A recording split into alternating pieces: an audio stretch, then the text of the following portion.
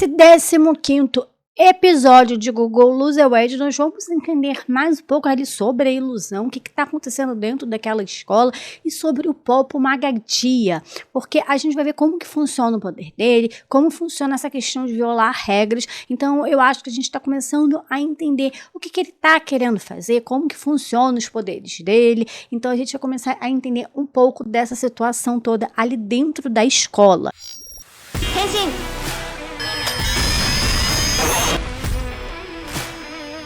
E como a gente vê, a Rizeu, o Chidori e o D estão ali em cima do telhado, e o Chidori, ele tá sabendo as regras, a gente vê que ele tá ali com o livrinho, ele tá por dentro de tudo, e aí chega dizendo que eles quebraram as regras porque eles estão ali no telhado e eles não podem acessar, os alunos não podem acessar. Ele diz, não, mas eu li as regras, e aí ele se depara com uma mudança, porque sim, entrou essas regras ali no caderninho, e ele começa a perceber que a cada dia que passa, tem ali um reset. Mesmo eles não violando as regras e tendo aquele reset que a gente viu lá no outro episódio, a gente tem um reset diário. Então tem aí essa nova regra, então eles acabaram violando porque eles não sabiam que era uma nova regra.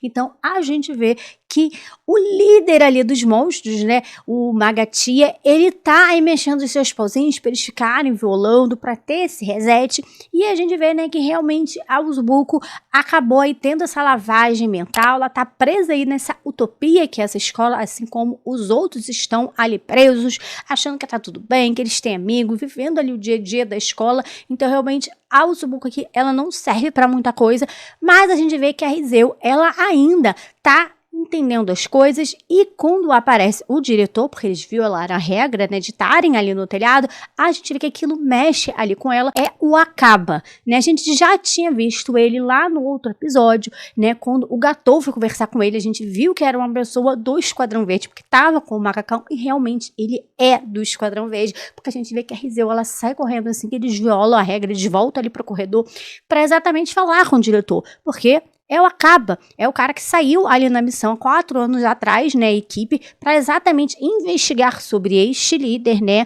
no caso o Magatia. Então ela quer saber mais, ela quer entender o que está acontecendo. Então ele diz que tá recuperando as memórias, assim, quando viu ela no telhado e tal, ele tenta ali fingir que tá mexendo, mas a gente sabe que a Rizeu, ela não é nada burra, ela já é recruta ali há algum tempo, ela já tá trabalhando, vê que ela enfrentou a Tokia, porque a Tokia era a líder desse esquadrão que foi investigar sobre esse líder. Então, eles subiram há 4 anos atrás, e a gente vê que a própria Rizeu foi enfrentar a Tokia exatamente porque ela também queria ser a guardiã ali verde, até porque a Tokia era a próxima na sucessão, então se acontecesse alguma coisa com o Guardião Verde, quem ia assumir era ela, mas ela tá assumida há 4 anos, e a gente vê que elas se enfrentaram, que ela lutou, então ela sabe como funciona ali o poder da réplica da Tokia, porque sim, a réplica acabou sumindo quando o esquadrão também sumiu, já que a Tokia tinha essa réplica do artefato divino, e esse artefato divino, no caso a réplica, tá ali com ele. Na verdade, não é o Akaba, ele só tá utilizando o corpo do Akaba porque ele tenta meio que atacar ali a Rizeu por detrás, mas ela já sabia, ela não tava confiando, ela falou, ela já tava meio que preparada para ser atacada por detrás, e eles começam a lutar, mas o tempo não volta. A gente depois descobre que não é assim tão facilmente, o tempo, ele só consegue voltar quando alguém vê violando as regras. Como ali era o diretor, né, era a pessoa que controlava, não pode. Tem que ser uma outra pessoa, uma terceira pessoa, ver que foi violada a regra, pro tempo voltar. E aí ele fala, ainda bem que eu deixei aquela Luna ali na janela, porque a gente vê que ela acaba partindo para cima dele, ela chega a machucar, mas eu fiquei ali na dúvida, né, do que estava ali meio que acontecendo, porque assim, ele é um líder, como que ele foi ferido assim tão facilmente pela Rizeu, e ele não utilizou ali, né, a réplica do artefato divino. Obviamente que ele utilizar essa réplica é muito bom, então eu fiquei na dúvida, ele só tem esse poder de ilusão, ele não tem outro poder, então ele não consegue atacar, então ele acaba sendo mais fraco que o outrora, nessa questão de poderio, de ataque. Obviamente que o poder dele é muito incrível de ilusão, então eu fiquei meio que confusa, tentando entender um pouco mais, mas realmente ele foi esperto de utilizar essa réplica do artefato divino, e aí o tempo acabou voltando, porque esta menina viu, e aí a gente vê, né, que ela começou a ficar mexida, ela começou a sentir dor de cabeça, ela foi grossa como aluna, resetou de novo, então a gente já vê que as coisas que estão acontecendo ali na escola já estão mexendo ali com a Rizeu, então a Rizeu já tá ficando meio confusa, então talvez ela possa se adaptar ali na escola, e isso aí é um perigo, porque ela é extremamente forte. A gente vê que ela utilizou exatamente também a réplica que ela utilizou durante a batalha, ali, a batalha na verdade não, a prova final, né, e também na batalha contra o Petróleo, aquela boca. Então assim, a gente viu que ela utilizou aqui, então assim, ela é uma pessoa forte, que ela também tem uma réplica do artefato divino, e se ela acabar ficando presa nessa ilusão, é uma pessoa muito forte do Esquadrão Verde, que vai acabar perdendo também, até porque a gente, como a gente viu, tem ali aquele livrinho, aquele caderninho ali dos ex-membros do Esquadrão Verde que estão desaparecidos, que são vários. Então, assim, as coisas estão cada vez ficando piores. E a gente vê que o Dee, ele chuta aquela máquina de bebidas e nada acontece, porque ninguém viu.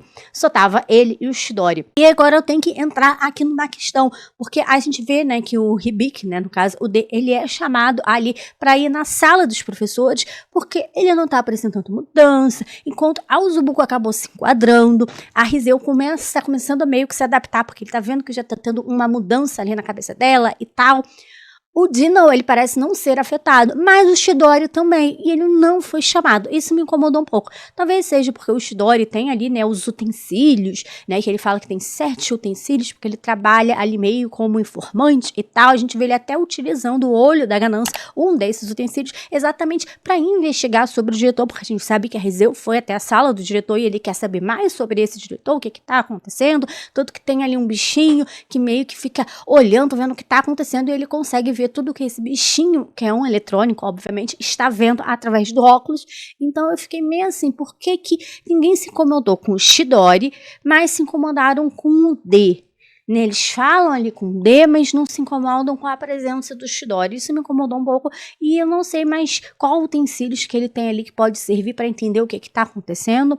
Então a gente vê que ele vai, obviamente, para a sala dos professores falar exatamente com o Gatou, que a gente depois descobre que ele não está sendo controlado. Ele gosta de ficar ali porque, na verdade, ele ficava sempre lutando, né? Então mostra que ele era do exército, ele estava sempre lutando, lutando. E o fato dele estar ali era muito melhor do que ele ficar lutando e lutando. E ele fala que as pessoas estão ali, elas concordaram em estar ali, elas querem estar ali nesta utopia da escola, porque é muito mais fácil ficar ali preso no dia a dia da escola do que na vida real. Então é muito mais fácil ficar preso numa fantasia, numa coisa que não te faz mal, do que na vida real, que às vezes a gente tem que lidar com frustrações, com coisas que dão certo, com coisas que não dão certo. Então a gente vê que ele está colaborando exatamente com o líder por livre e espontânea vontade, exatamente por causa disso. O D chega até realmente falar ali. Então a gente vê que ele também chega a falar, por que você está ajudando a Força Ranger sendo um soldado? Porque a gente vê que ele acaba descobrindo que o D é um soldado, porque ele tem que eliminar os delinquentes da escola. Então, na verdade, ele está querendo expulsar o Hibiki por ele não estar se adaptando. E ele não tem como dar, né, ali mais uma chance, porque ele não vai se adaptar, até porque ele fala que aquela escola é uma bosta e tal. Então, ele já começa a perceber que ele não vai se adaptar, então ele quer tirar. Mas, obviamente, o D não quer sair dali. O D quer que o tempo volte exatamente para ele encontrar o líder. A gente vê em vários momentos que ele tá de saco cheio, que ele não quer estar mais ali, que ele quer lutar com o líder, que ele não se importa com as pessoas que estão ali presas. Então, assim, a gente vê que ele tá irritado porque ele quer lutar contra o líder.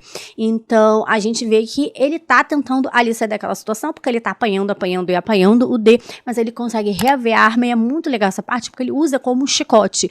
Eu acho que ele foi muito irracional em alguns momentos, o D, aqui nesse episódio, e ele sai quebrando a sala toda, e aí o Gatou fica nervoso, porque se destruir ali o prédio, pode tirar as pessoas dessa ilusão, pode atrapalhar todos os planos do líder e também dele, porque de certa forma ele não está sendo controlado, ele sabe o que o líder está fazendo, e para ele tá tudo bem, tá tudo ok. Então, obviamente, ele acende a luz pro D não conseguir enxergar as coisas, é uma luz extremamente forte, aí o D é mais uma vez atacado, acaba perdendo ali a arma que ele estava destruindo na sala, e do nada a sala começa a se reconstruir novamente, a voltar ao normal, como é que tava. E aí a gente vê que o Magatia, ele aparece, dessa vez com a forma dele, né, porque a gente sabe que ele é considerado ali, né, o líder cobra, porque ele tem a forma de uma cobra, a cabeça de uma cobra, mas na verdade ele não chega a atacar o D o D chega a atacar ele, mas obviamente não deve ter feito nada ali, né, com o Magati, até porque é um líder, não deve ser tão fácil. A Rizeu, ela tava ali com uma réplica do artefato divino e tal, e na verdade ele foi falar ali porque ele é um soldado, e ele sabe, né, do poder que o D tem, então assim, ele foi ali e o D acabou voltando pro que era a escola, uma escola quebrada, toda velha, porque a gente sabe que os outros estão presos numa ilusão. A escola não é daquele jeito toda bonitinha, né, conservada e tal. Então, realmente parece que o D voltou para o mundo normal e, obviamente, que ele deve ir atrás ali, né, do líder, do Guardião Verde. Ele deve tentar fazer alguma coisa porque ele vai querer ir atrás do Magati, mas eu não sei se ele vai conseguir ter acesso. E como que vai ser feito isso? Se o Magati vai querer, né, com que o Guardião Verde entre na ilusão dele, eu não sei o que vai acontecer, o que vai ser feito, o que vai acontecer nos próximos episódios. Mas eu acho que a gente já tá começando a entender que realmente as pessoas acabaram concordando, porque é muito mais fácil ficar ali, viver ali, mas ao mesmo tempo as memórias estão sendo afetadas. E o D não foi afetado porque ele é um soldado. E obviamente ele não foi na escola, então ele não tem essas memórias de escola como os outros. Então ele não consegue ser ali alterado, afetado, por isso, exatamente por ele não ter essas memórias, isso ficou bastante claro. E como a gente viu lá no episódio passado, né, tem ali um kaiju. A gente viu que o Guardião Vermelho não tava nem aí, não acreditou, foi lá pra festa ali com os patrocinadores, e aí começa o ataque desse kaiju lá no zoológico. Então ele come ali um elefante e obviamente as pessoas começam a ficar assustadas, começa a causar um caos, e quem geralmente lidar com isso é quem? O Guardião Vermelho, já que ele é o que mata os monstros. A gente sabe ali, né, que os Ranger Vermelho, o Guardião Vermelho, exatamente por matar esses monstros. Só que o Guardião Vermelho, ele tá onde? Lá naquele evento de aparição dele, onde ele tá tirando foto com as pessoas, ele tá discursando e eles estão falando, né, tentando entrar em contato com o Guardião Vermelho, exatamente pro Guardião Vermelho dar um jeito, ir lá e tal, e nada. Eu não acho que o Guardião Vermelho que vai aparecer, também não acho que nem a mãe nem a criancinha vão ser mortas pelo aquele kaiju.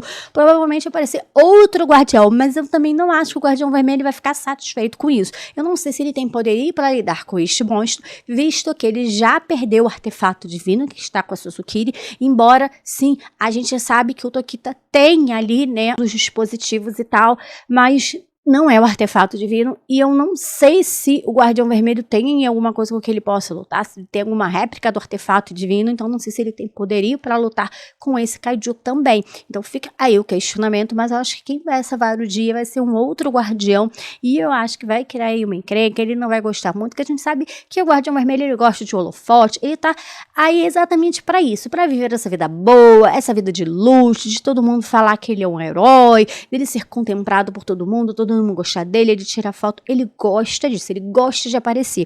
Então, eu acho que talvez aí role aí uma breguinha entre algum guardião e outro, porque o guardião foi lá e protegeu e não sei o que, e ele não vai gostar. Eu acho que pode ter sim, realmente, alguma coisa. Eu quero ver agora o que o Zi vai fazer com tudo isso, já que ele foi ali liberado, vamos dizer assim, da ilusão do Magatia. Então, o que ele vai fazer? Será que realmente, se ele falar ali com o Guardião Verde, o Guardião Verde vai acreditar nele? Então, agora a gente vai ter que esperar aí para ver os próximos passos, entender o que o Chidori vai fazer ali com aqueles 7 utensílios, que eu não tenho a menor ideia do que vai acontecer. A Rizeu já tá sendo aí meio que atingida, a gente vê que ela se lembra ainda, ela entende o que tá acontecendo, mas ela já tá começando a ficar mexida, ela tá sentindo aí alguma coisa, então eu não sei até que ponto a gente vai continuar vendo a Rizeu do jeito que a gente conhece. Será que ela vai aguentar por muito tempo? Ou será que ela vai acabar se adaptando à escola? A gente vê que ela ainda tá lutando, mas o D nada tá afetando, então realmente a gente vai ter que esperar pro próximo episódio, mas eu gostei demais desse 15º episódio. Obviamente que é um episódio um pouco mais lento, mais diferente do que a gente estava acostumado, porque realmente é aí uma coisa nova, é um vilão novo, né, no caso, aí uma Magatia, um líder, um poder novo. Então, realmente, eles estavam ali presos meio que no domínio dele. Então, é uma coisa nova. Então, acabou sendo uma dinâmica diferente do que a gente está acostumado, né? Do que a gente espera de Gogolu Zewendy. Mas, mesmo assim, eu gostei bastante da gente entender do vilão. Porque eu acho que essa temporada, essa segunda parte da primeira temporada, vai nessa vibezinha mesmo, deles irem atrás dos líderes, da gente entender o poder dos líderes, a gente ver até que ponto, né, o líder pode fazer ou não, da gente entender os poderes dos líderes. Então eu acho que esta temporada ela vai seguir meio que essa linha. Agora a gente tá aí na linha, né, desse novo líder do Magati, mas provavelmente pode aparecer outros, sem falar que a gente tem que entender dos poderes dos Guardiões do Dragão, que a gente sabe aí que veio de um deus, de uma deusa, né, a gente ainda não tem muitas informações.